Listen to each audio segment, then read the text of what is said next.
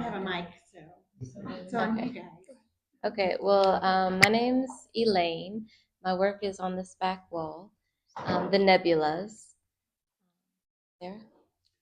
I'm Jeanne Adkins. My work here is self-portrait. Hello, thank you all for being here. I'm Tara Lee, and this is my work on this wall right here.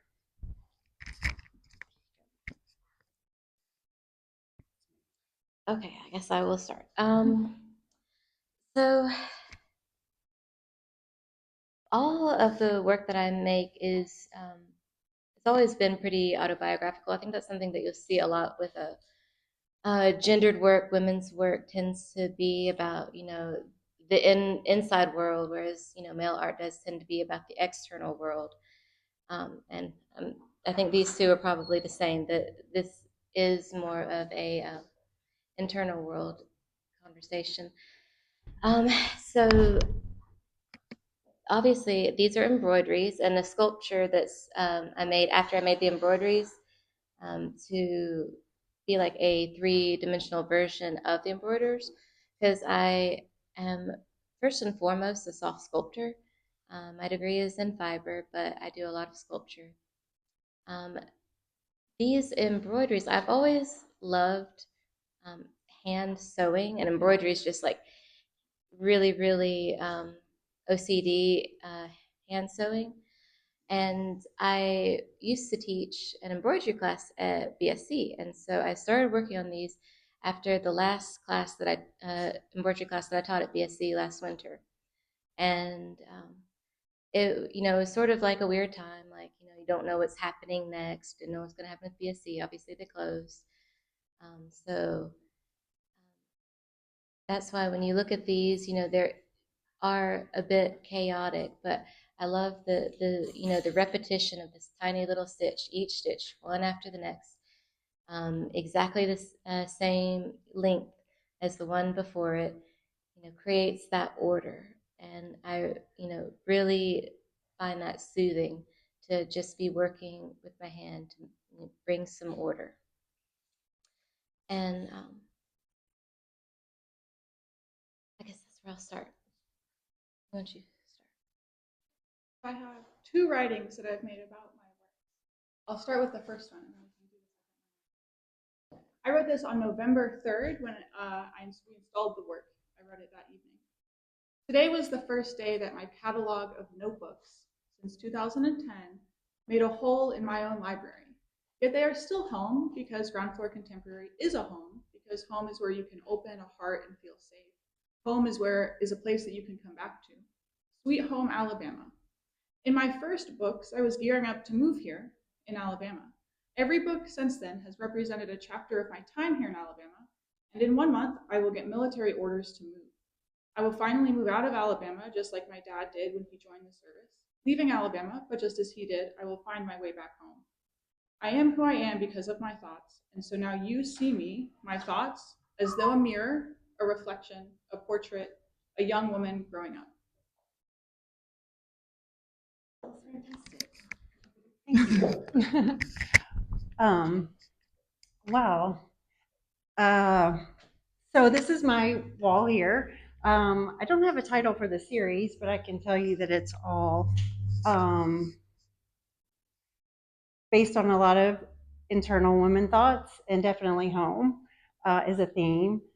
I can't really classify myself as an artist, but these works, I've got textile and I've got handmade paper, which I tend to fall back to both of those mediums very often. The piece on the pedestal is my, I guess technically maybe second or third sculpture, but it's the first sculpture that I've actually done to create a sculpture. So I feel challenged by that piece in a big way. And it's all based on a lot of my 20-something years, all of these works. This one is pretty much a self-portrait that's it started in my 20s, and it's an ongoing book. It used to be a bound book, and now it's been a scroll of sorts. So it's ever changing, and I don't know what to say much about my pieces. I look forward to some questions But I can tell you, this was my past life with my ex-husband, and we were engaged in Panama. These are Panamanian molas. These first two. So the second piece here, the little denim piece, that was a patch I wore on my jeans forever. Um, Based on the Kinnard. the Kuna, we were there. That's where we were engaged. San Blas Islands off the coast of Panama, and so I've revisited this place. So this is roughly half my lifetime ago. So I'm in my 50s. This was in my 20s. So I feel like it's a turning towards another direction, life direction. So it's really positive. Is how I'm looking at it. But I feel the overarching thought with all of these is this idea of keeping your life together and this trying so much to keep a wholeness or a unity or keep something standing. Um, but it takes on its own shape at the same time and becomes something else, maybe, as much as you try to keep it the way it is or the way that it was. So I think that's a good overview. But it's nice to relate to these two, hearing what you guys said. We didn't talk a whole lot before our show, but I think we connect in a lot of really great ways. There's our intro. I guess we could ask questions of each other now. We talked about doing that, and I'm happy to start that. Sarah, with you, I feel like this is very vulnerable. I kept thinking about the vulnerability of putting your life that's in these works on the walls for people to peruse, even if they wanted, or even just to have them on display. And I'm wondering, I want you to talk more about that feeling. I think it's vulnerable to put yourself out there as an artist in so many ways, but this seems like a different level of vulnerability to me. Sure, and on that, I would love to read my diary entries. Okay, great. That correspond to my thoughts on each book. Great. I guess it's journaling about journaling, which is kind of like Oh, I think she has. Is this okay? Can you hear me okay? Now, the microphone is just, I think it's only for the video they were taking. So it's maybe just speak up. I'll speak up. Okay. So this is like a sentence or paragraph about each book in sequence that's on the wall. And this is sort of the prologue. Writing is what I do when I feel like an artist, but I can't find my proverbial paintbrush. Is it lost or misplaced? Do I even own any paintbrushes anymore? Or are they left in the basement of my former father-in-law next to the boxes of childhood stuffed bears? That's the prologue. Okay, this is sequential to each book. I'll stop at each shelf so you can position where we are. This is the first one from high school. Okay. Thank you. Oh, this is your grad. Oh, wow. Okay. The first journal, my high school French class friend Sky says he loves me, in the ways that friends do. Gives me a graduation necklace. I've recently, on that note, felt overwhelmed with friends saying that they love me. One day at my grandmother's house, he drank too much beer and he wanted to sleep with me, and I didn't want to sleep with him. He hasn't texted me back in years. This is the second one. High school. He played bassoon. My brother a saxophone. I played the flute. My high school band teacher was convicted of having sex with a minor. I'm glad it wasn't me. Sometimes I still play Bach's orchestral suite number 2 in B minor. I don't want to be a minor. This is the third journal, freshman year. Jesus saved me senior year of high school. My mom was angry, but she still showed up at the church's senior recognition night. I take care of her and I try not to be angry. I need to forget. This is sophomore year. Writing has been a way of coming to terms with the impact these years have had on my life. That is a sentence that is underlined. Okay, I don't even remember that. A message from a person who I would later fall in love with is in the following pages. If you just flip forward a few pages, that message reads: "What if one day you awoke having believed in your heart that you had been true to yourself and realize the things you had sought after was something altogether different from the one thing you desired. It would require a whole new set of imaginings, redesigning, and reinventing of the landscape of your dreams. It would be a wonderful opportunity to explore a new realm, your heart, a place all at once new yet familiar and wonderful to behold. That person I loved, she's different now. Sophomore year. Did I become an artist here? Here is my first attempt at using an X-Acto knife. Doug Balas said I was an artist. And that's the final one on the first shelf. And this is now starting on the second shelf.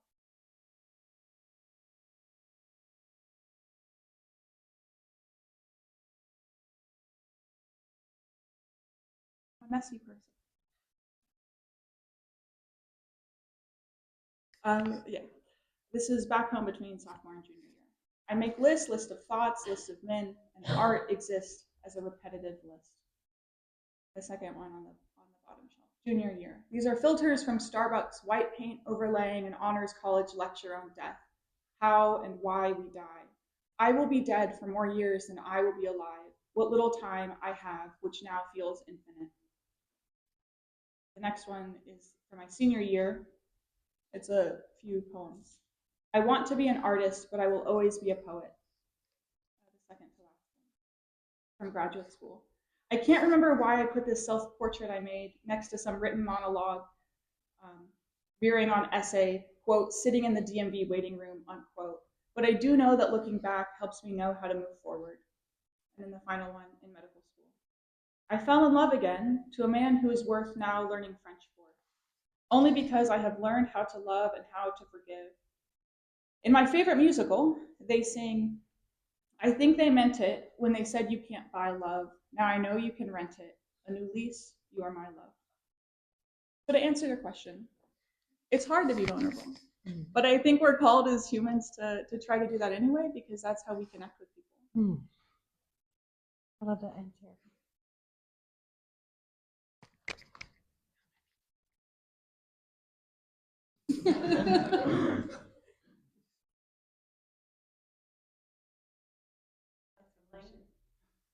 I think your work is very well. So the thing about nebulas are the images that we see online of these beautiful volcanoes of color aren't real. It's just math that we have interpreted as color. And, of course, none of us will ever know what it actually looks like. It may look completely different. But so in making these, it's not that I was like looking at pictures of nebulas. It was just sort of working on these. I would often tend to feel untethered, and so it just seemed to be appropriate to, how I was feeling. And again, using the sewing, the order, the binding, one to the other is sort of that way of trying to keep myself tethered.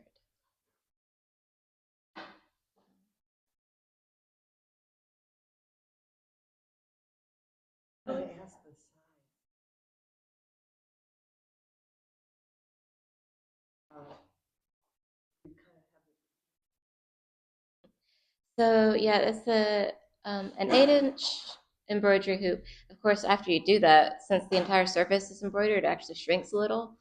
So it's no longer 8 inches in diameter.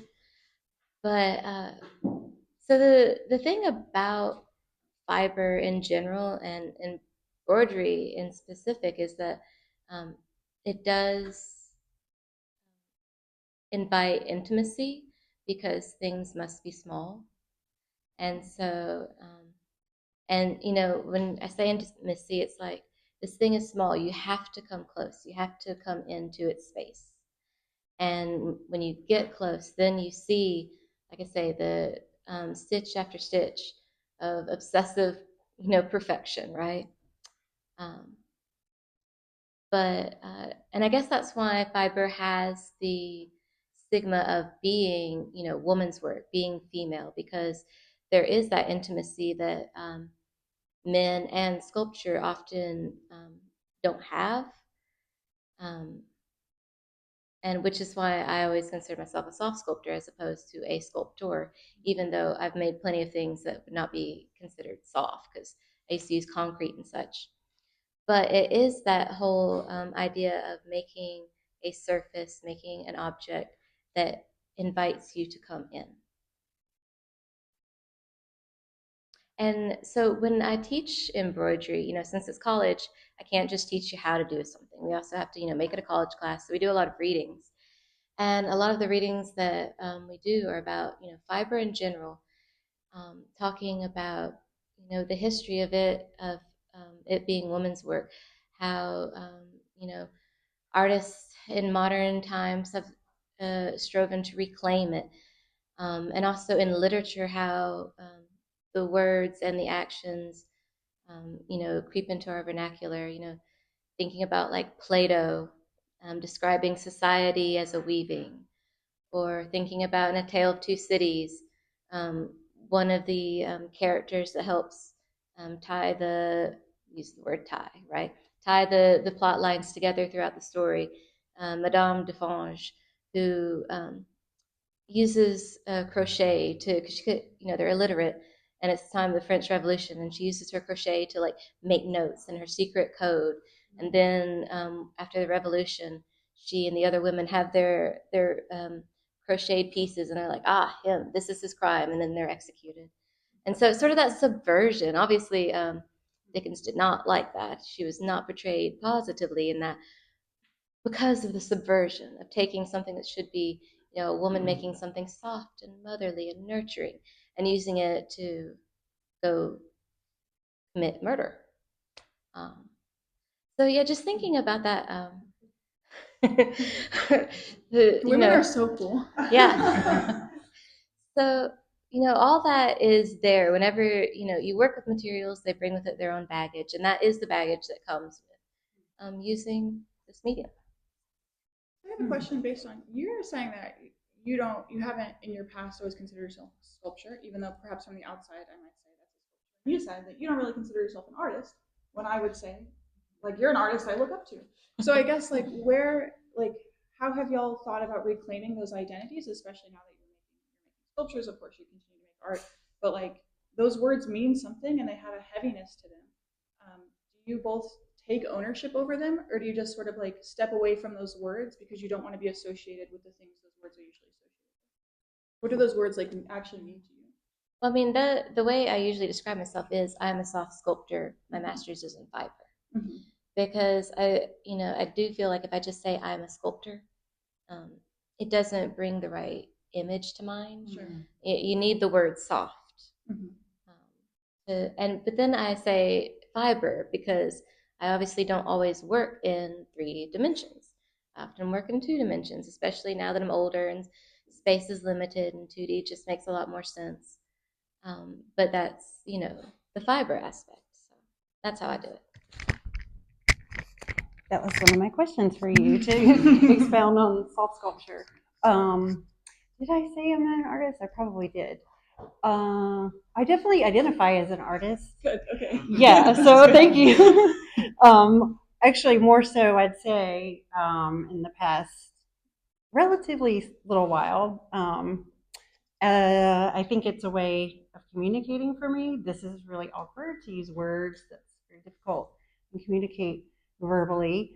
So it's a language, I feel, that I can speak, not just for myself or with my internal thoughts, but being with other artists. It's the language that I feel like I'm more than conversational with now. Yeah, I don't know. It's hard. It's a tough thing. I'm more comfortable saying that I'm an artist these days, but at the same time, even trying to explain it now feels a little awkward.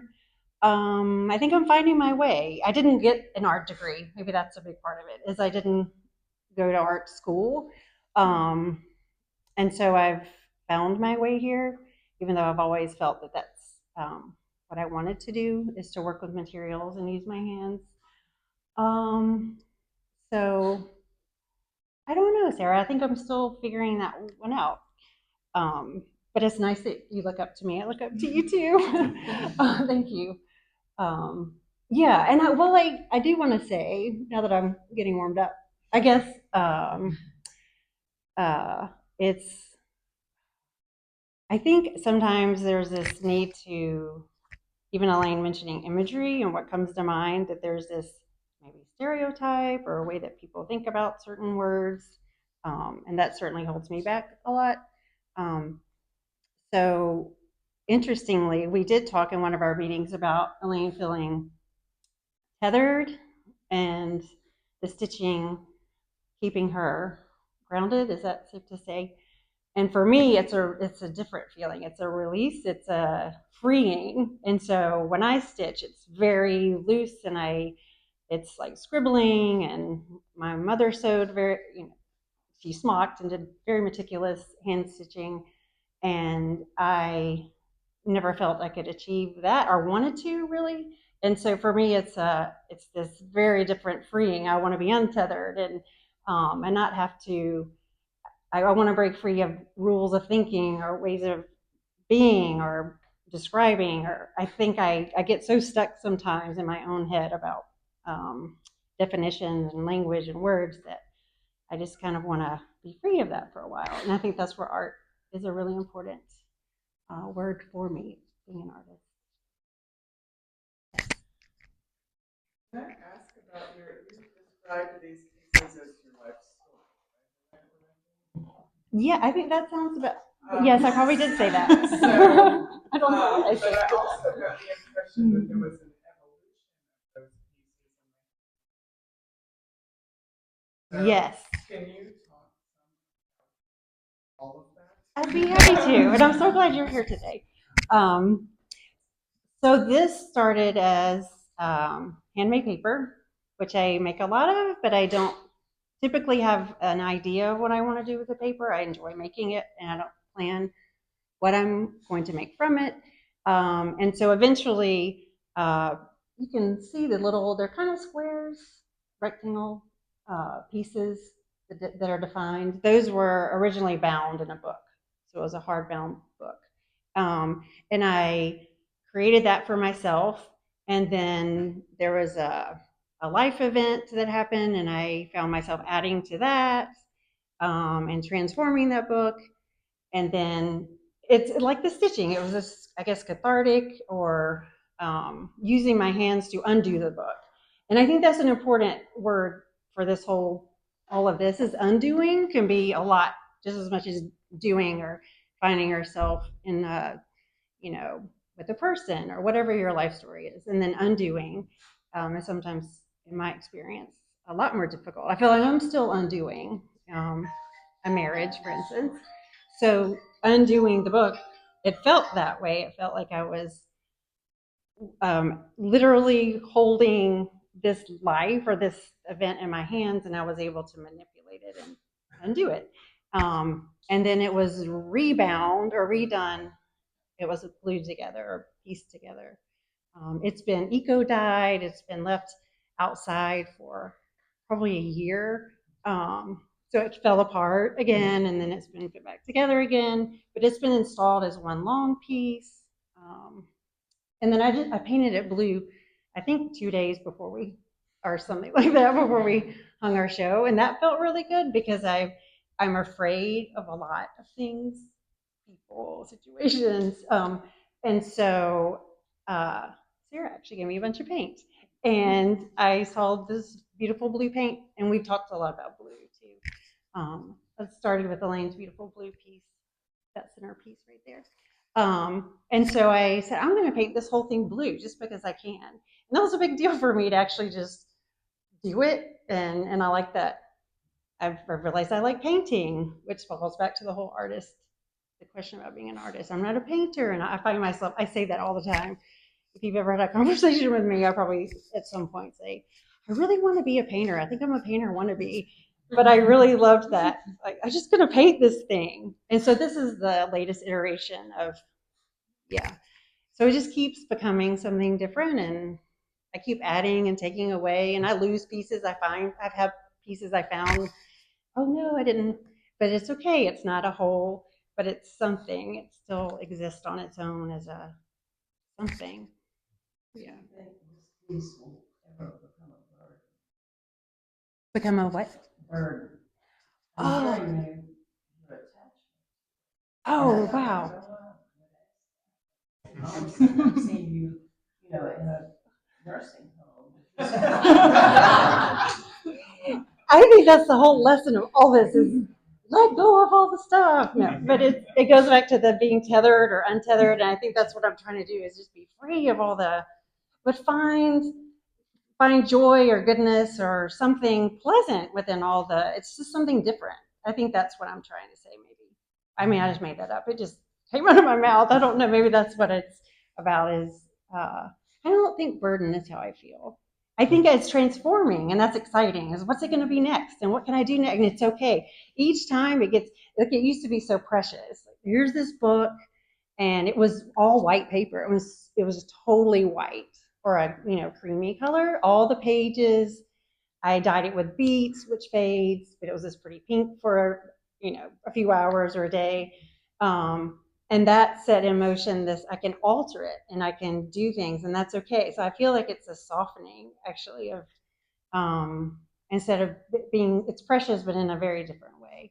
I'm so loose with it. Like I don't. I'm really. I mean, I have parts of it that are not there because I lost them or they've somehow fallen, and I just don't treat it that way anymore. And it's almost like what's left. I'm happy to have that and be able to work with those whatever's left of it. And I'm kind of excited to see where it goes next. It's kind of become that. It's the only piece like that I always rework things or add something or take away or somehow modify. If it comes back home with me, most everything I have will change. But this particular, I don't know. I think it's quite the opposite. As I talk myself through it, yeah, it feels like. Thanks. And I look at these and I love the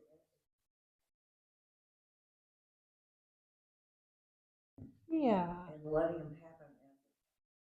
Yes, and thank you, Jane. I think my personality is actually very much a rule follower or just wanting to do the right thing all the time. And so I get so caught up in my head about I'm doing it right or I'm doing it wrong. And everything I'm doing now to be an artist to me has become just let it, it's okay, and just work materials and see what comes out. I mean, you're not ruining anything, right? It's so kludgy.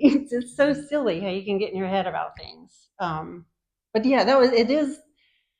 Is this weird to say? It is like therapy, or it makes me feel better about so many other things to be able to just be okay and not have a structure to follow or steps or rules, I guess, and then see what happens. Yeah, because it's trash. I mean, it was just trash that I needed to get rid of. Yeah.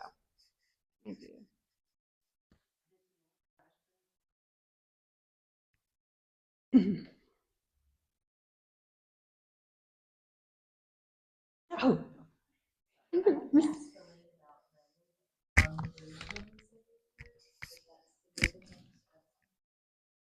That actually took a really long time to figure out because I don't know. I tried them in all different kinds of ways, in a straight line, in a bundle, uneven, and it just I don't know why I did it like that, but then it just worked because it's just so unexpected. That's not the way you would think to hang something. And I think that's why it worked because it's like these need to not just be in a line. They don't work in a line. Um, but they needed to, because they're so undulating and organic themselves, and with the sculpture, they needed a more organic line to follow. Mm-hmm. Hmm. Hmm.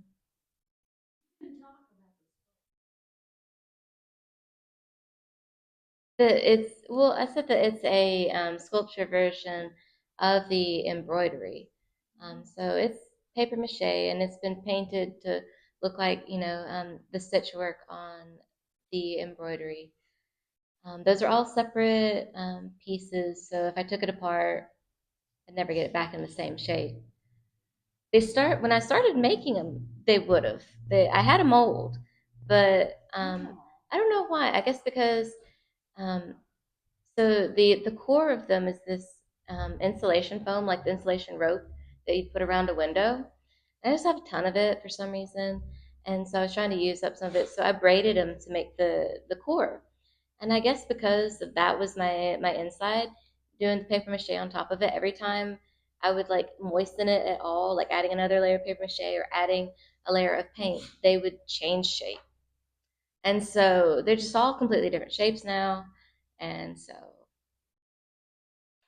that's why that's the shape that they decided to go into for the show. Yeah. One of my questions for you was about the shapes that you draw. Is that doodling? Is that sitting and relaxing? Because you draw your circles, they're drawn, hand drawn. Do you give any of that any pre-thought, or is that something you sit and do? Okay, so Meditatively? it is something I sit and do. It's something that I've done for years, where like I'll just have a piece of paper and then I'll just randomly make a few like worm squiggles on it, and then I'll connect the worm squiggles, and then I just start filling in the shapes so that if without color, it looks more like a topographical map. Um, but then I add the color, so it doesn't look so much like a map anymore, because it's not supposed to be a map.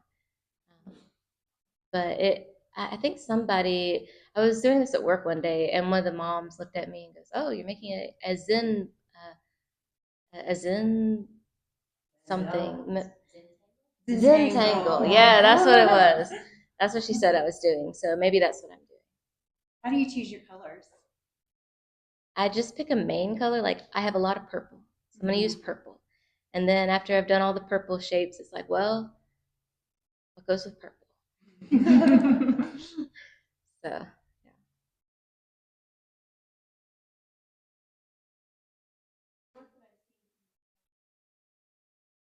Something about response.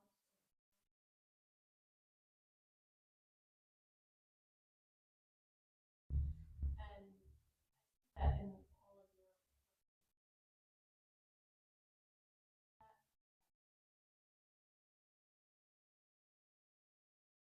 might have.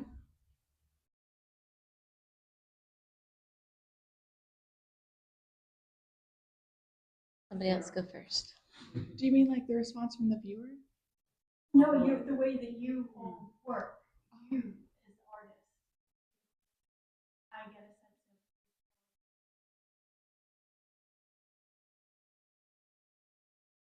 Yeah, I guess for me personally, it's because I guess I struggle with the identity of an artist. Although, like, I was recently asked in a doctor interview, they were like, are you an artist? What kind of art do you do? And that was the hardest question for me to answer. And I was just like, I was staring at them, and I was like, I don't know how to explain to you that art is a way that I think, and not necessarily a thing that I do. And so I think when I've like now taken that identity as something that is a part of me and not necessarily like a vocation or a hobby, it is just like who I am now. I've like donned that identity. Then I can think like everything that I interact with in the world can be processed through that lens from which I see myself. So I think I can just like respond in turn to the things that I'm experiencing because it's like a skill, an identity, all of these like just the neurons have changed now. Like art school has changed me. Like, and I think that's all part of it for me is that like I just feel like I'm an artist, and so that nature and the way that that has changed over time has just changed how I interact with the world and how I process information. Okay, now that I've had a chance to think, I think the question that you ask is because you're also a fiber person, because that is definitely like a fiber way to work. Because in addition to that whole breeding intimacy, um, fiber is very focused on media and being true to media. Um, and so, yeah, um, I think we all are very true to media. Nobody here is making something to look like something else, right? That's what it means. Like, your blue jeans are not supposed to look like anything other than the blue jeans. Right. That kind of thing. What about you? You have more to say? I really like that question, but just for your mind. Yes. Scheduling, I have a less abstract question to ask after. Oh, okay. um, so I think it depends on what I'm working with. I'm not really. So it's interesting. The first piece, those are molas.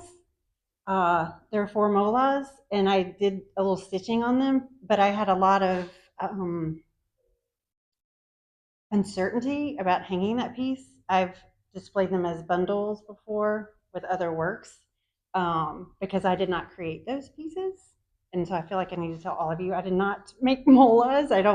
I have a deep reference for the stitchers who did. They were put together and arranged that way, and then I stitched. So I feel like I responded to those very differently. I don't know if this is making sense at all. And I think I'm just completely emotional about everything because I feel like this, like the others, it's the patch on the jeans I wore all through, for 20 years. I feel like I wore those jeans, and so. And then, like I was saying about these sculptural pieces were a way to just be with material and see what happened. The first one I did because I didn't have a show, and I just thought I can do this just because. But other things, my first love is photography. I still use film, and that is a love-hate relationship, and it's a very different process, and I approach it very differently. Than textiles or in paper, I always say is a total free form for me. I was never taught paper making. I also fell into that with friends and learning how to do it. And so I don't have the expertise necessarily, but I've done it for probably 30 years. And it's a place and a space I go to, one, to use up material if it's pulp and it's getting old. I need to use this before I do that a lot, actually, as I think I'm task oriented. Let me use up all of this material or all of this pulp. And however that ends up, that's what it is. But paper making is very relaxed, and it's always been the other end of creating. Film and photo and paper making are just vastly different headspaces and moods, and so I think it's the material that dictates how I respond, but always through emotions, always emotional, good or bad, I guess. Oh, you have a mic. You had a question.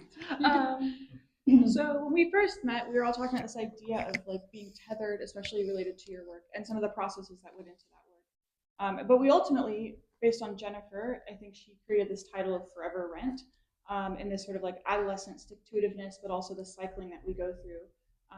And it's interesting that the title came from someone external to all of us and unified, I think, some of the works. But I'm sure as we each have thought about the title and how it applies to our work and also the ways that the works all work together, I'm interested from y'all's perspective in a new way. What does the title mean to you in this space for your work? I guess that would be a tether, right? If you're feeling untethered, well, don't worry, there's always rent. Great answer. I found myself saying to someone the night of the opening that this is my coming out as an adult time. I'm finally an adult. That's sort of what it means to me. I do feel like I've been, an adolescent thinker. Maybe I always will be. I mean, who wants to really grow up? I'm not advising anyone to grow up. But those kind of ways. What about you? Yeah, I'm never gonna own a home. That's okay. Yeah, I guess. Well, for me, I just completely external to the show. I'm just obsessed with the musical Rent. The line where they talk about not buying love, we rent it, and the experiences that we have are just things that we rent. Like we can have temporarily, but then they will all be gone. And so to value the things and the experiences, like we don't love our house any less because we're renters, like we're still having experiences, we're still like, creating artwork, we're like all of these things still matter, even if they're ephemeral or even if they're fleeting. And so I think there was just as an artist to be able to create work and to process an experience to actually like make it exist and reinvent its existence, kind of cathartic thought for me and reflects not only my work but I think y'all's work. Love that.